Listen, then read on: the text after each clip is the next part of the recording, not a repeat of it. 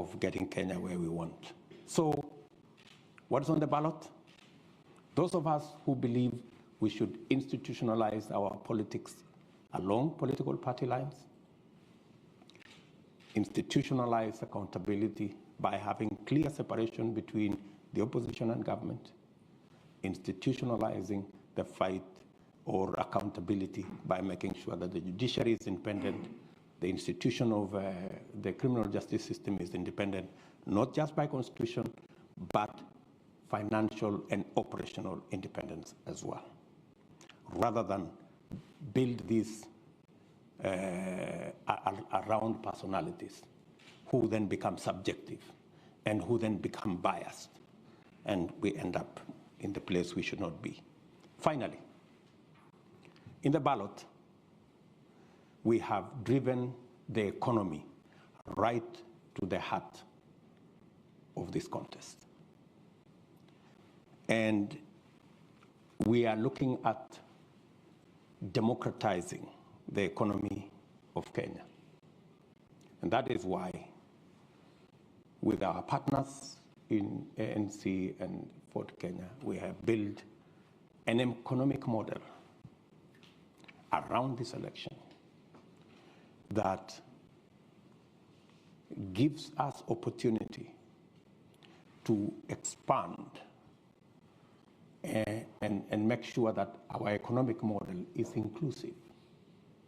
Make sure that the millions of our citizens who are today locked out of the economic cycle because they have no jobs, 4 million of our young people out of school, out of college, out of university, have no jobs, and it's not going to be business as usual. How are we going to do it differently? We're going to deliberately, and I could give examples later, deliberately invest in areas that are labor intensive, that create jobs, so that we can deal with the challenge of unemployment and create inclusivity. Number two, 80% of all our business is in the space of micro, small, and medium enterprise. We believe to create economic inclusion, this category, who suffer 3 challenges. They do not have legislation to protect their business. They have challenges in the environment in which they operate. And when I say in the environment in which they operate, even huge corporates in Kenya will tell you they have a wall of licenses, 10 licenses, 15 licenses that they have to suffer before they can get their business up and running. And finally, and this is especially for the micro and small enterprises, is the whole challenge of access to credit. It is really the elephant in that space. Let me give you an example. Because of the challenge of access to credit, we have a huge problem of predatory lenders. And because of predatory lenders, today, 15 million Kenyans are blacklisted on Credit Reference Bureau. 15 million Kenyans blacklisted is actually half our working population. That tells you there is a serious problem of access to credit. Many of these micro enterprises, research shows that many of them pay as high as 1,000% per year to access credit. Some 2,000%, while corporates access credit at 10%. The micro and small enterprises access credit all the way to 1,000%. It's reasonably. These are enterprises that end up making $1, $2, maybe $3 on a good day. And with just access to credit, reasonable credit, affordable credit, you can actually increase their income from $2, $3 to $6, $7. You can double their income just by making sure that we access credit. It's a challenge that we have, and it's a challenge we must deal with. Inclusivity again. And this is about the economy. And finally, we have to do something about the biggest sector that drives our economy. 25% of our GDP is contributed to by agriculture. 50% of our GDP, agriculture, plus all the linkages. So it's not possible to discuss the economy of our country without discussing agriculture.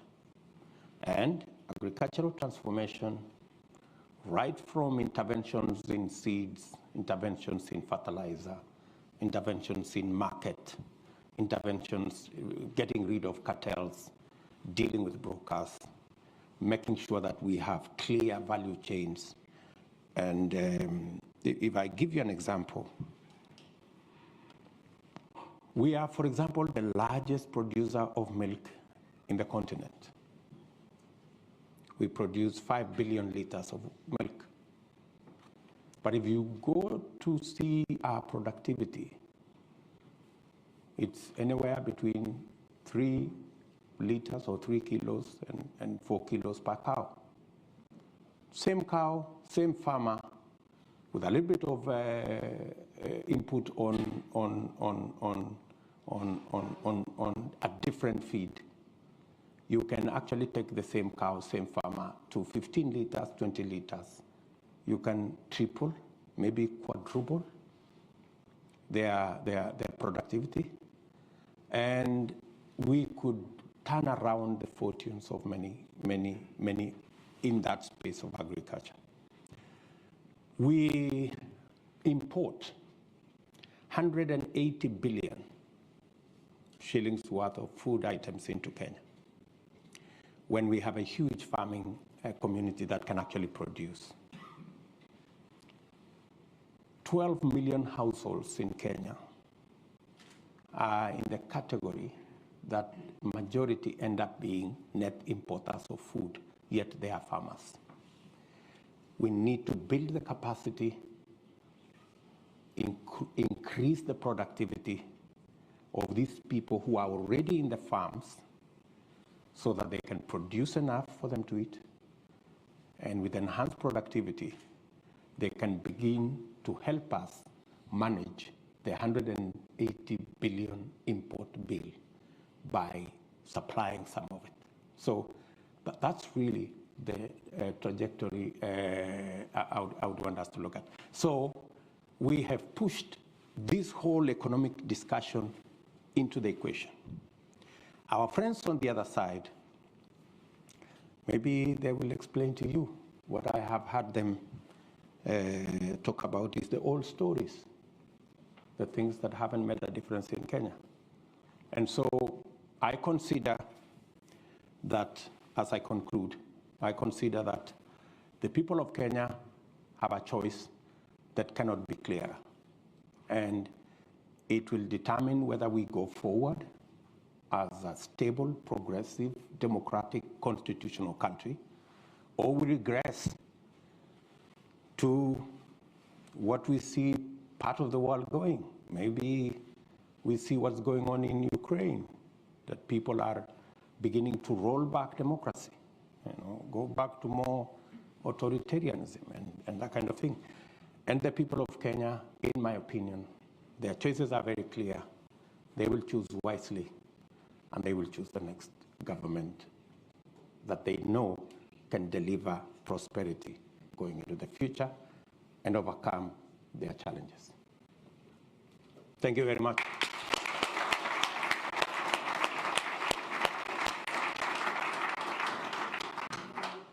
So for those of you on Zoom, just a reminder, that was His Excellency Dr. William Ruto, Deputy President of Kenya, discussing the opportunities and the outlook for change arising from August's elections that are coming up in Kenya, and sharing his vision of a bottom-up economic model for Kenya's long-term prosperity.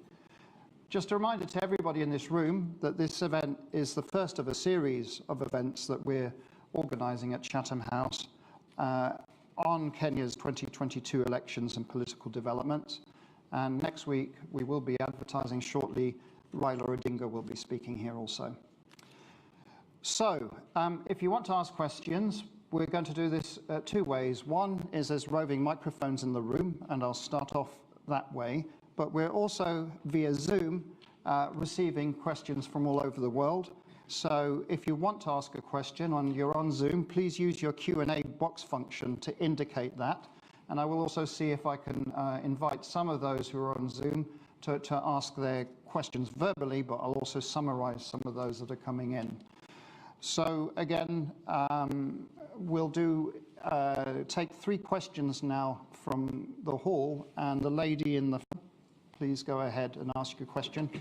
Thank you. Deputy President, we'll take questions in 3s, so if you just take down Your Excellency, Deputy President of Kenya, distinguished guests, Dr. Alex, my fellow Kenyans, first I say karibuni to our guests, and jambo. So, Mr. Deputy President, I've got 2 questions. First of all, let me just say, my name is Rosemary Adigor, and I'm the PR and Marketing Director for Azimio UK chapter. So I've got 2 questions for you. First, when you formed the government with His Excellency President Kenyatta, he treated you more like a principal. And in that case, you were given some of the most powerful dockets that, as any deputy president, we've never seen that sort of. So that was generosity from his part. But you also played because you also brought the number with you. So it was like this.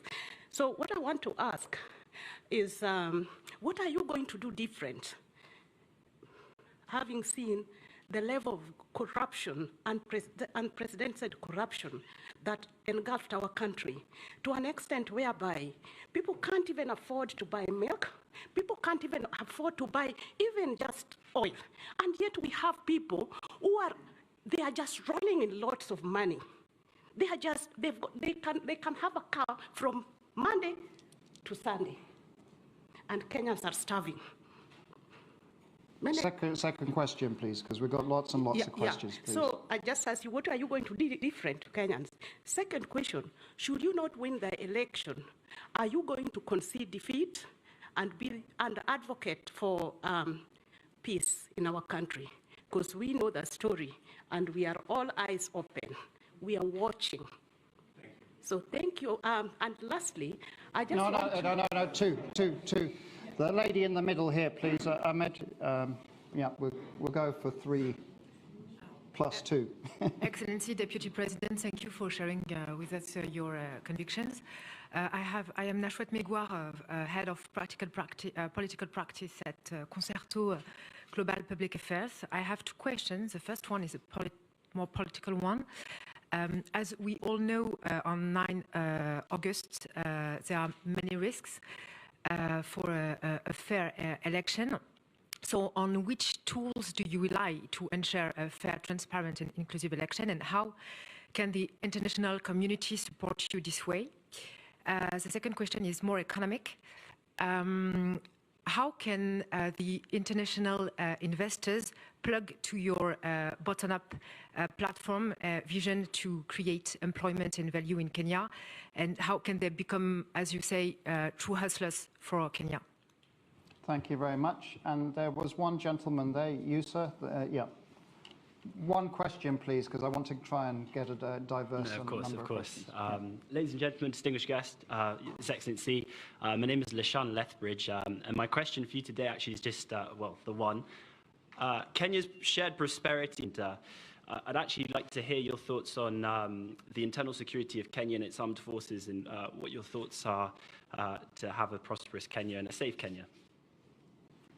Great. Thank you very much. Yes, I have been Deputy President for 9 years. I don't know which dockets were given to me, because when President Uhuru Kenyatta formed government after the election, we've always had one president. We've never had 2. And the responsibility of our government has never been shared between Uhuru Kenyatta and myself. Our first term, we ran a coalition government, but I can tell you there was no single opportunity where my party held a PG outside President Uhuru's party. We had one parliamentary group, one government, one program, and it was all clear.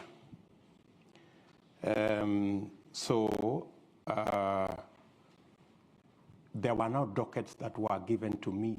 I didn't appoint no minister anywhere. Everybody was appointed by the President of Kenya. And the difference, maybe you could ask, is between our first term and our second term. In our first term, granted, I played my role as Deputy President. The President assigned me many responsibilities, which I discharged with distinction from where I sit. And that is why, in our first term, we rolled out our plan to build the standard gauge railway. We have built 700 kilometers. I was part and parcel of the entire delivery plan. We set out to build 10,000 kilometers of tarmac road in Kenya. By June this year, in 3 months or so, we will have actually done 11,000 kilometers. I sat long hours with officials in government to design how that was going to happen. Same case to our TVET program. Same case to all the other programs that we delivered on our first term. And to demonstrate our success, we were re-elected in our second term with twice the margin we had been elected in 2013, clearly demonstrating that the people of Kenya were happy with our delivery. Unfortunately, in our second term, because of the political dynamics that came into play, the President told me that he wanted to do things differently. And he didn't want what had become normal in Kenya, that this was Ruto. He wanted a Uhuru. And I had a discussion, a candid discussion with him. And when he told me that's what he wanted, and he wanted to run this government because he wanted his legacy alone as the fourth president of the Republic of Kenya, I was not fussy about it, because he decided that whatever I did in the first term to coordinate the government programs, work on assignments that would consolidate our plan, he decided that he wanted somebody else to do it. And I didn't complain. So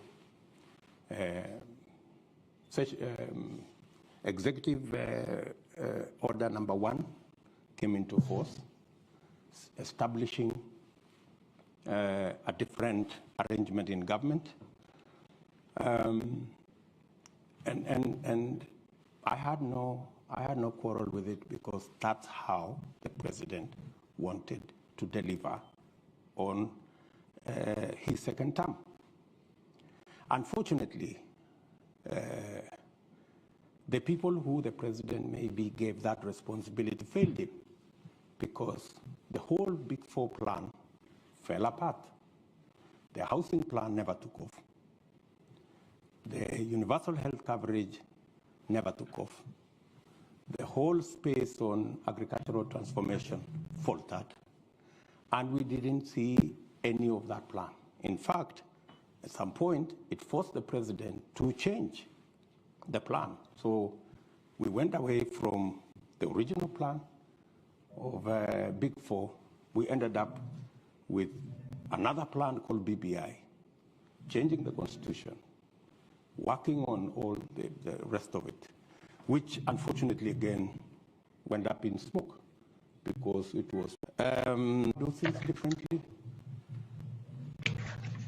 If we had done things the way we had done in our first term, making sure there are clear lines between the opposition and government so that government can be held to account, so that the opposition can play its role, so that instead of the opposition being lackeys and being brokers and being the ones organizing cartels in government and participating in corruption, they should be providing oversight.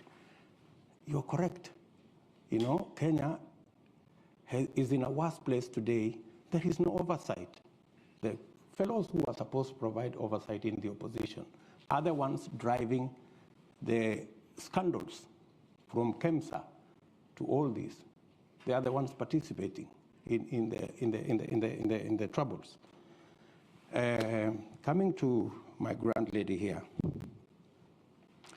Yes, there are people who are skeptical about whether we will have free, fair elections, and especially peaceful elections. The point of elections being violent for the last 3 elections has largely been the refusal by participants of the election to accept the outcome of the election. That has been the point of departure. I can say with a lot of confidence that the last 2 elections did not have tribal anglings. We largely ran 2 formations, one in NASA, one in Jubilee, that largely represented the face of Kenya on both sides. The only challenge that came is when our competitors refused to accept the outcome of the election, organized demonstrations, swore themselves in, did all manner of things, and drove the country into violence. The undertaking I give as a candidate, and I have done it publicly, is that William Ruto will accept the outcome of the election whichever way it goes.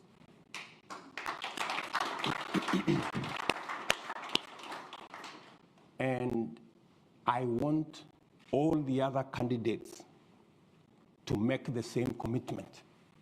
They have not made the same commitment. They are dodgy about whether they will accept the outcome of this election. In fact, many on that side, it's in the public domain, have said they will rig the election, right? Many on that side have said to those who care, even if William Ruto wins this election, Uhuru Kenyatta will not hand over power to him. They've said that in public, right? So,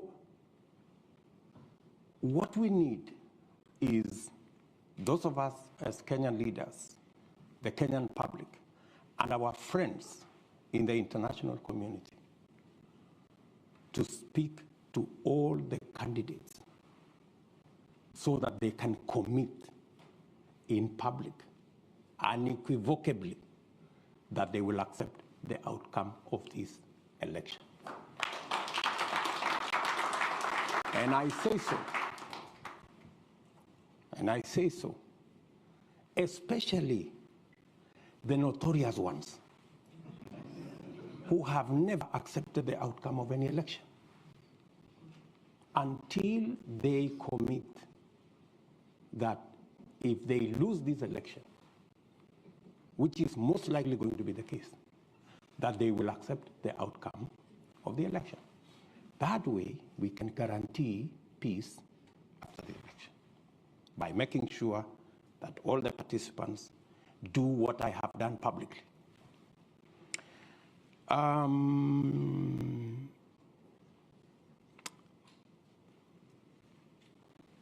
The gentleman has talked about the whole security situation. Part of my engagement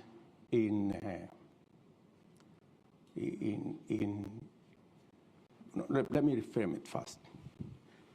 Addressing ourselves to the inclusive economic model goes a long way in managing the security situation within our country, because many of times the contestations and the conflicts are around resource sharing. The sooner we address ourselves, increase the possibility of our pastoralists, make sure that we enable our pastoralists, enhance their productivity, enhance the productivity of our farming communities, build resilience, and make sure that we're using the inclusive economic model, we carry everybody along. We will pacify the country within. And working with our development, with our international partners. And this is the discussion I was having with the State Department. And hopefully I will have that statement with the Minister for Defense and the Minister for Africa tomorrow here in the UK, is on how we can build on the partnership that exists at the moment to deal with violent extremism and to deal with the challenge of terrorism and to deal with the issues that are cross-border. How we can build that alliance around AMISOM, around the partnership we have to secure not just Kenya, but to secure the region so that we can make it available for investors and for partners to work with us in the progress of our country.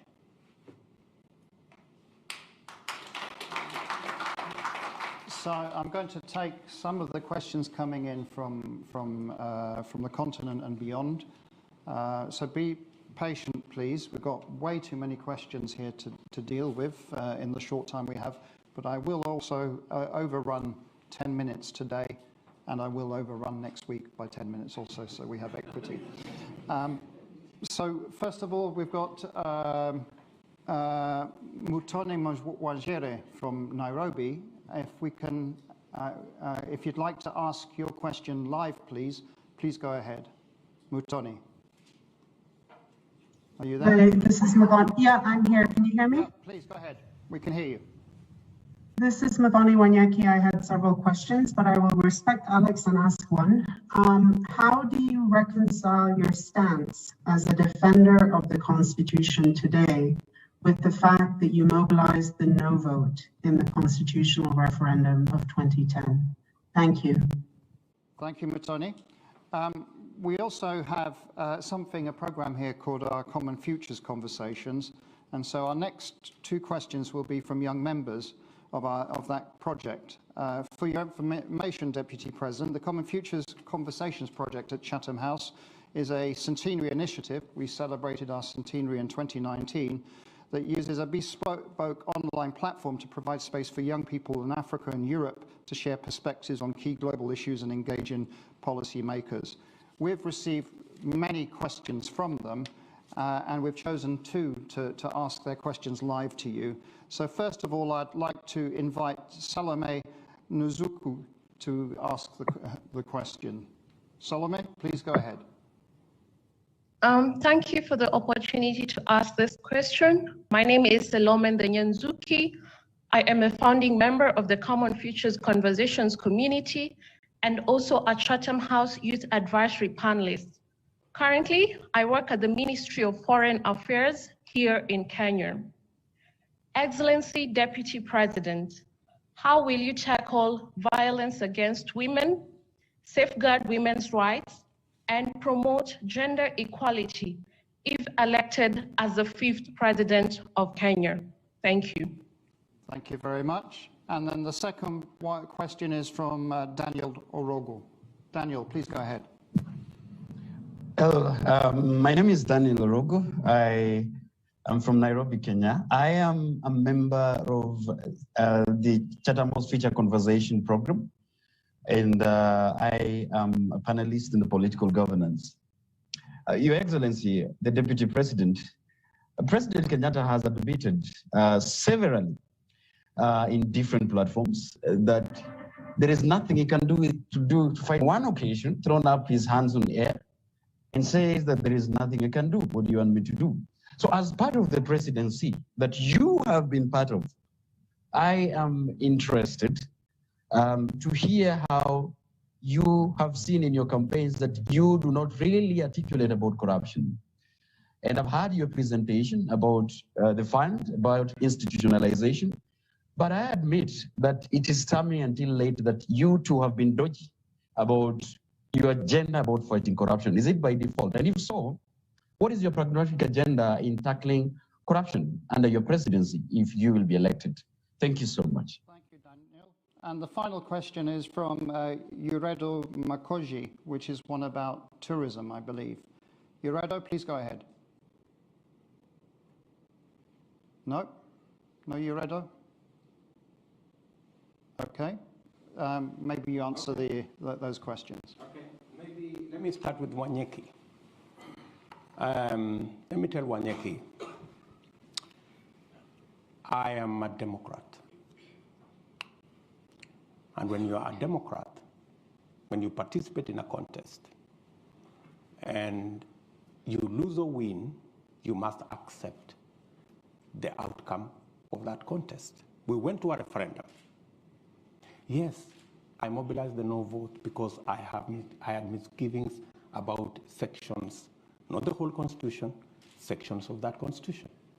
But when the people of Kenya decided that this is the constitution they want to have, as a Democrat, I had to accept that this now is our document.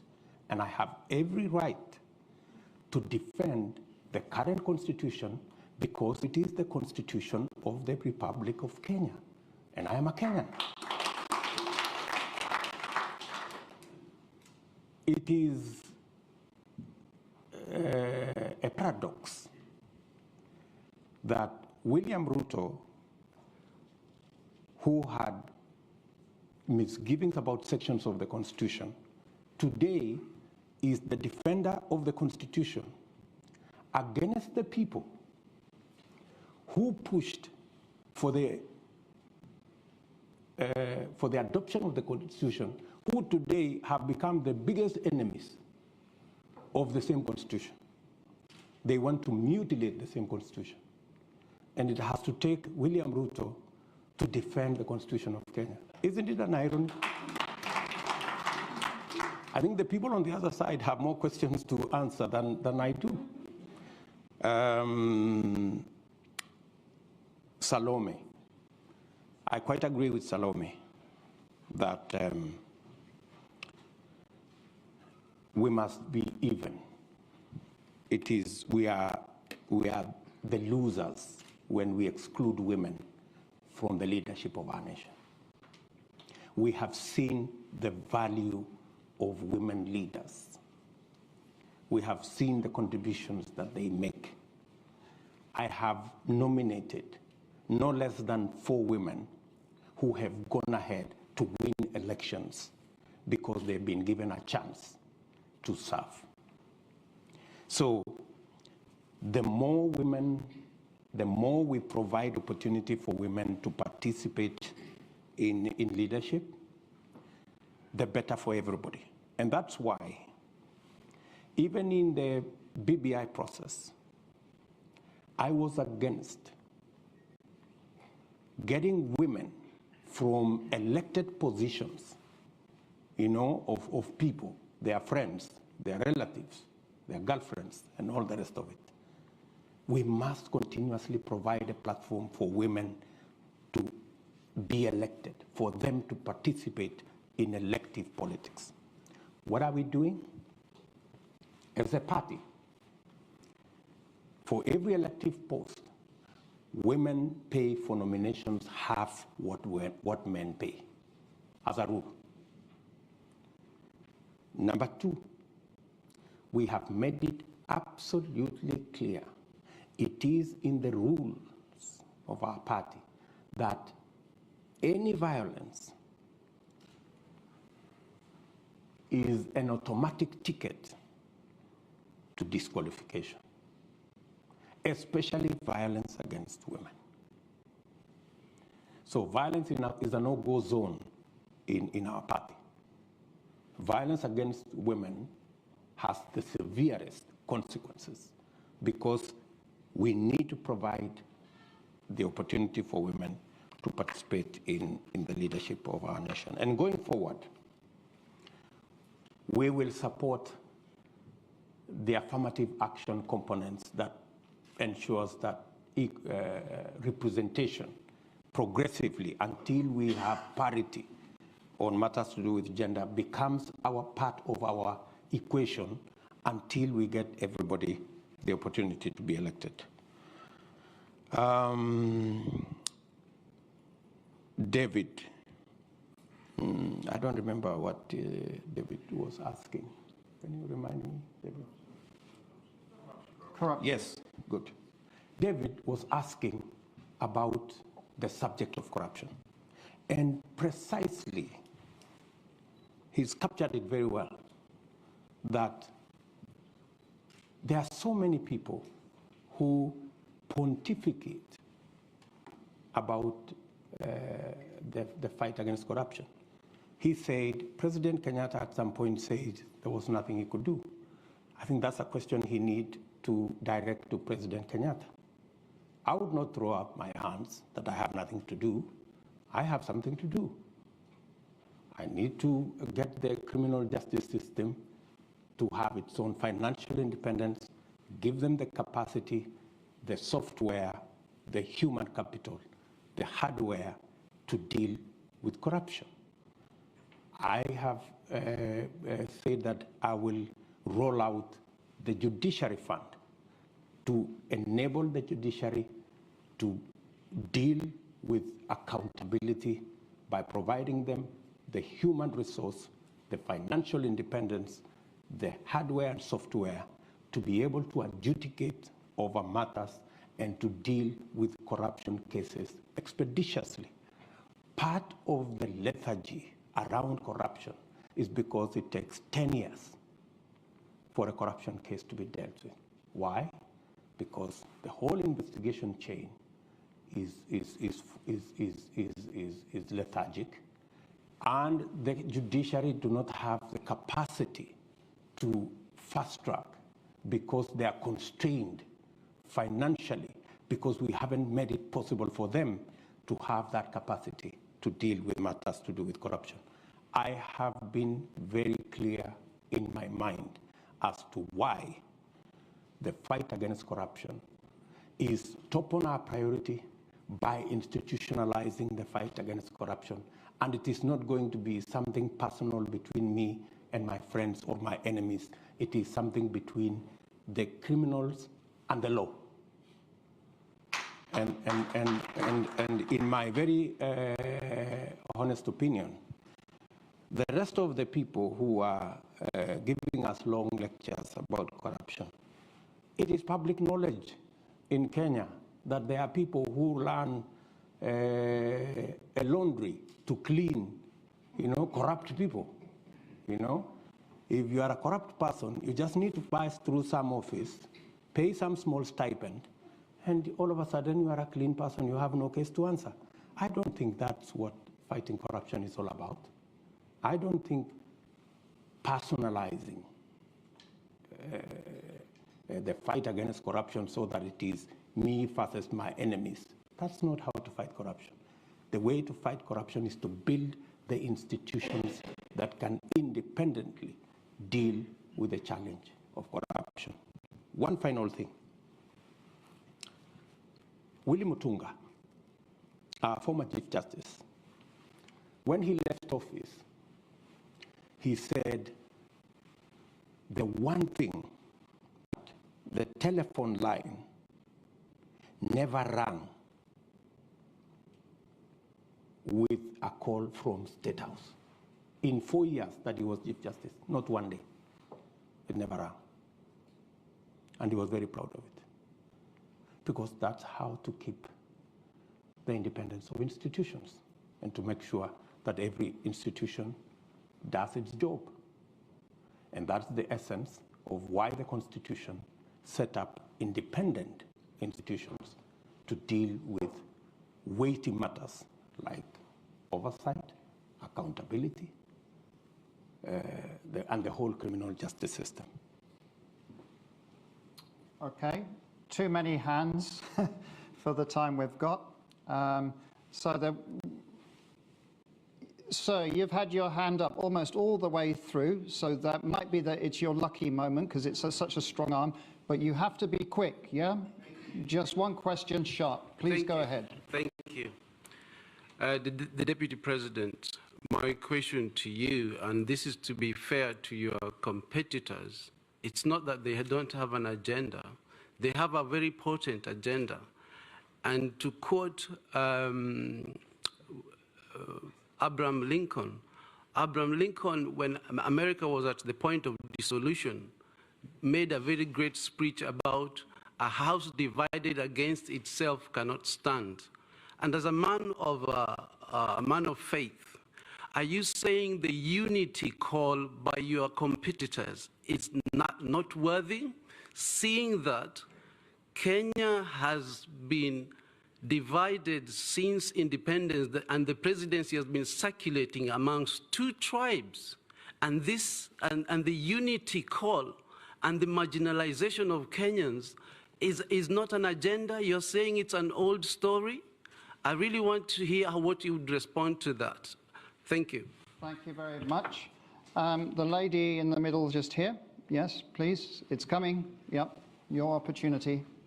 Thank you very much. My name is Karen Juguna. I am a midwife here in the UK. I trained and practice here. And my question is around health.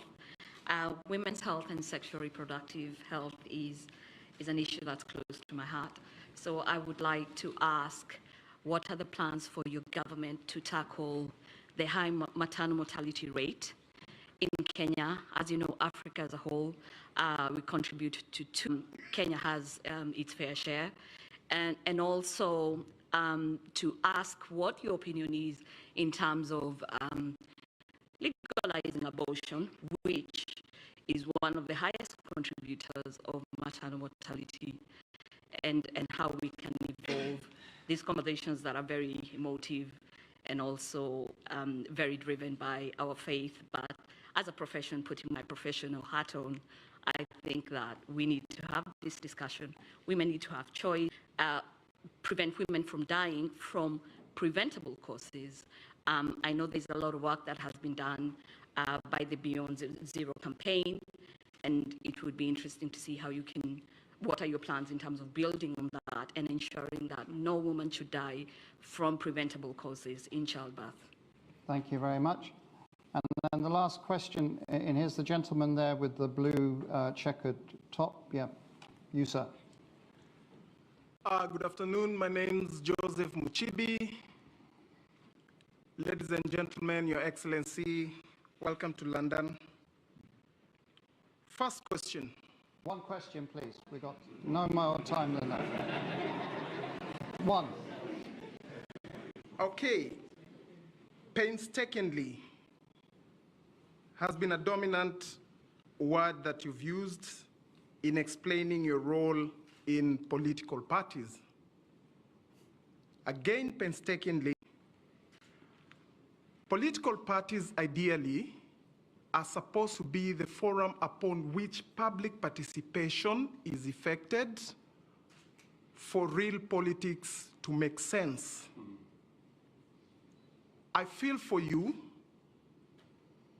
and I really feel let down because of how Jubilee tumbled. Because I had a lot of hope, expectation that Kenya was going to have a binary political competition point where ideas were going to be about Jubilee and NASA. That down the drain, back to the tribal fiefdoms that are being created. Now the question is, you are on record as having formed or led the United Republican Party, URP. You stand on that podium and acclaim yourself a Democrat. So there is the Republican and the Democrat you. So now, Republican basically comes from republic, we the people. Democrat is about majority, minority having their say, having their way. Very clear definitions. I like to be very clear with how I define my questions and how I frame my issues. Now, the problem in Kenya is, or as it is, the parties as we have them are operating at the behest of the political leaders, briefcase parties, owners of parties, people do not have. Because recently, in one of the NDCs, a list came and names were mentioned, and the question was put to the floor, yes, nays, yes, have their day, elections. Really? So now what commitment do we have from you that the party you're forming, the UDA, will be about elections and not people serving at your behest? Then, Mr. Sorry, Your Excellency. sorry. That's enough. We don't have any more time. No way. Yeah, okay. Deputy President, I've just got a few cluster of questions here, which I'm just going to summarize. Why don't I answer these ones first, and then you okay, and then we'll have that. So go ahead, okay. And then we'll do one final round. We can meet later. My good brother, I didn't get his name at the back, says, am I dismissing the calls of unity? By no means, no, I'm not dismissing the calls of unity. I just want a bit of honesty and decency around those calls. When we went and we were told that we were having the handshake and it was about the unity of the country, it later turned out that it was a conspiracy. It wasn't genuine. You know, what happened? There was no unity. There was no building bridge. There was nothing. What happened? The handshake destroyed Jubilee, the ruling party. The handshake destroyed NASA, the opposition coalition. The handshake destroyed our Big Four plan. We couldn't implement it. The handshake destroyed government as we knew it. There was no government, there was no opposition. We ended up in a conundrum that nobody knew who was in the opposition. So, as we call for unity, is it the unity of the leaders or is it the unity of the people? It is way different, because there is a push by our competitors that the unity they understand is that if you have 3, 4, 5 leaders from their communities deciding to work together, that is unity, and every Kenyan should be satisfied with it. We hold a different view. We believe that the unity of the nation will be built around getting everybody included, the inclusion, the political inclusion. That's why we are building a national political movement. That's why we are building a national political party. That's why we and our competitors and our friends, we are building a national political formation. Economic inclusion. It's not that when a leader has occupied an office, he has occupied an office on behalf of his community. No. It is the economic inclusion that will create the unity of the nation. And to speak to you directly,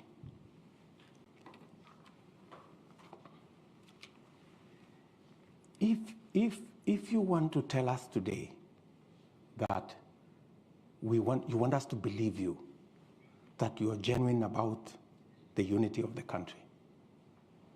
You know? And you have just come from your commitment. You said, this is my commitment, this is my word as a leader. You've walked away from it. In fact, I consider the so-called unity, you know, people running away from their commitments, people running away from what they have committed to other leaders. And if you can lie, if you can cheat, if you can betray a fellow leader, what will you do to the people of Kenya? Huh? So, I mean, really, we have to be honest about this thing, you know, and that's we must speak candidly as Kenyans to these issues. Let's not gloss over big words, or, you know, unity of the country, second liberation, Mandela moment. No, I'm sorry. Issues that bring people together.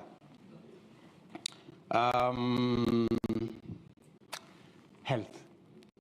Health is a very big issue. In fact, it's just that he squeezed time out of me. That's one thing that is at the heart of this conversation. We had a whole program on universal health. Unfortunately, we couldn't deal with it because we ended up chasing the BBI stories and the rest of it. So, what is our plan? We managed this year, in fact, three months ago, we managed to pass the changes to the law to make it possible for us to re-engineer the whole health space and make it possible for us to get to universal health coverage that carries with it your concerns on how women access health and how the citizens of Kenya access health. We now have the law that will give us a graduated contribution mechanism where people earning 6 figures like myself can pay more, and the people down the pyramid can pay less. And it is our considered view coming from experts and complete with actuarial expertise that it is possible under the new arrangement for us to double, if not triple, the resources that will be available to manage our health under our new health program as passed by the law in Parliament. That way, we can be able to deliver health in a much more predictable, quality health in a better way. And with it, you know, when we came into office in 2013, okay, I remember, I think it was in 2015, we then said that government of Kenya will pay through National Hospital Insurance Fund for every mother who gives birth. Many women avoided going to hospital because they could not afford, but we made it possible that every child must be born with health professionals in place. And that's why significantly we have reduced maternal deaths. With our universal health coverage properly rearranged, that will scale up those interventions. On matters to do with abortion, the law is very clear in Kenya until it is changed that if the health or the well-being or the survival of the mother is in jeopardy, doctors are legally given the permission to save the life of the mother. So that the provision on where life is in danger is already captured by our law. Maybe then, unless you're talking about something much more progressive, then that's another discussion. Kenya is a democratic country. We will have a conversation.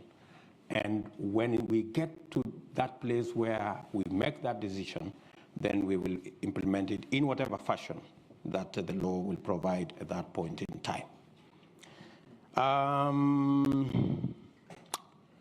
Mushibi, sorry, yeah, on what guarantees do we have to make sure that we are not transiting from this party, and the parties are not democratic, and that kind of thing.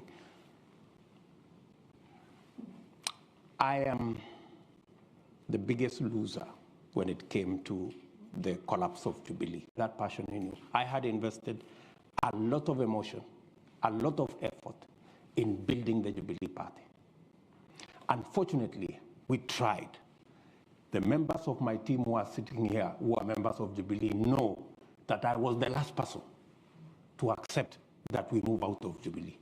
I was the last person. They are here, they are seated in this table. I was the last person. Everybody else had come to the conclusion that Jubilee cannot be saved. We have to get out because this Jubilee has been taken hostage by people who did not want us to have a platform to be able to prosecute a national agenda. And when there was no option, we left.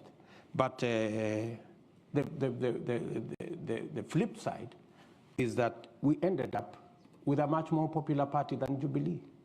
We ended up with people even who were not in Jubilee joining us. Some of them from other political parties, some of them even from ODM. We even have members of ODM who are sitting in this audience today who have joined us in UDA. So that's what it is. So I quite, the same way you sympathize with me, I also sympathize with you because I could see you are a great believer in that party. We don't have any more time for questions from the audience. This is the Royal Institute of International Affairs, so there are two questions that I've got from Joel Keefe and also from Amitav.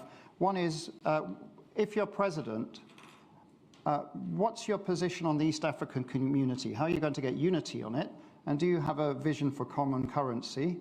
And the second question was about what's going on in Ethiopia. How worried are you for Kenya? Those are the two questions. I have participated as Deputy President on many fora discussing what we need to do about East Africa community. We've moved it when we came into office. We've moved it several steps. In fact, today, I think the intra-trade in East Africa is about either 18 or close to 20%, making it the most progressive trading bloc in the African continent. We have provided the leadership for that to happen, eliminated barriers, requirements for people can now cross borders in East Africa using IDs. Students learning in different countries can pay fees using local currency. I think we are making that progressive. We are admitting DRC into EAC as part of building the necessary network that would enable us to do more trade. And I believe that EAC presents an opportunity for not just Kenya, but for the international community to work in the East Africa arrangement and access opportunities from any of the countries into the East African region. I also see EAC as a building block to Africa Continental Free Trade Area. That space is very important because it gives us in the continent latitude to access and to persuade investors from the rest of the world that we have a mechanism that they don't have to do multiple things in every country, that operating from one country, you can have access to the entire African market. As to the issues going on in Ethiopia, I believe from a Kenyan perspective that we must work with Ethiopia towards a peaceful resolution of what's going on in Tigray. Ethiopia is so important to Kenya because if anything were to happen to Ethiopia, it would put a lot of pressure to Kenya, because then we become the only country stable that can then, anchor that whole region. So Ethiopia is important to us. We have gone out of our way as a country to provide the mechanism for there to be a discussion, a dialogue, and possible a resolution of the issues in Ethiopia, so that together with Ethiopia, Kenya can begin to see how we can stabilize Somalia, complete the elections in Somalia, and make it possible for them to establish a government that we can work with, so that we can form the structures of government. With Ethiopia, again, work on South Sudan to complete the peace discussion there, so that we can also settle the government there, and also work with the Sudan, so that we can transit from the military to a civilian authority, again, to consolidate the whole of the Horn of Africa and that region, so that we can have a peaceful neighborhood. Thank you very much. So first of all, first point, I want to apologize that we overran a bit.